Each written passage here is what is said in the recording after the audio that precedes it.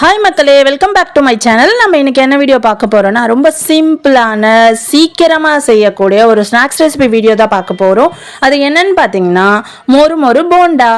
அதுக்கு தேவையான இன்க்ரீடியன்ட்ஸ் என்னன்னு பார்த்தீங்கன்னா, இட்லி மாவு கொஞ்சம் ஒரு கப்பில் எடுத்திருக்கேன், ஒரு 2 ஸ்பூன் ரவை எடுத்திருக்கேன், 2 ஸ்பூன் அரிசி மாவு எடுத்திருக்கேன், ஒரு 3 சின்ன வெங்காயம் குட்டி குட்டியாக கட் பண்ணி எடுத்திருக்கேன், ஒரு 3 பச்சை மிளகா கட் பண்ணி எடுத்து வச்சுருக்கேன், கொஞ்சமாக கறிவேப்பிலை, கொத்தமல்லி. இது மட்டும் இருந்தால் போதும், போண்டா ஈஸியாக செஞ்சிடலாம். ரொம்ப சிம்பிள் ரெசிபிங்க இது. வாங்க செய்யலாம். ஒரு பவுல் எடுத்துக்கலாம்.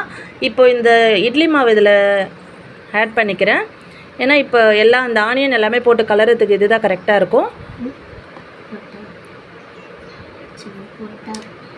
அப்புறமா இந்த ரவை கொஞ்சம், அரிசி மாவு கொஞ்சம், எல்லாத்தையும் மிக்ஸ் பண்ணிக்கலாம்.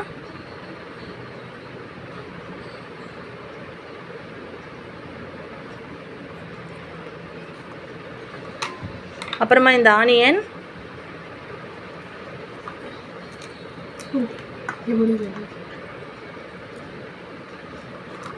அப்புறமா இந்த கறிவேப்பிலை, கொத்தமல்லி, பச்சை மிளகாய், இது எல்லாத்தையும் மிக்ஸ் பண்ணிக்கலாம். தேவையான அளவு சால்ட் ஆட் பண்ணிக்கலாம்.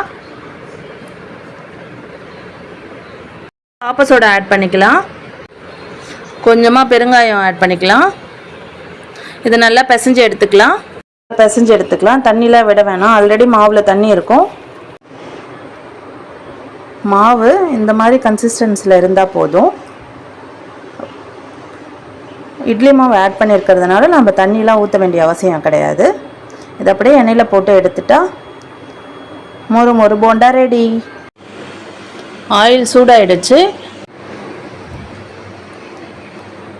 இந்த ஆயிலில் கொஞ்சம் கொஞ்சமாக ஒரு ரவுண்ட் ஷேப் பண்ணிவிட்டு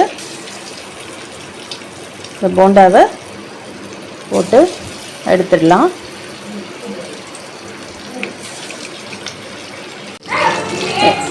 இந்த மாதிரி சுற்றி திருப்பி போட்டுடலாம். இந்த கோல்டன் ப்ரௌன் கலர் வரலும் அவ்வளோதான். மொறு போண்டா ரெடி ஆகிடுச்சு. இந்த இட்லி மாவை வச்சு இந்த போண்டா செஞ்சாச்சு.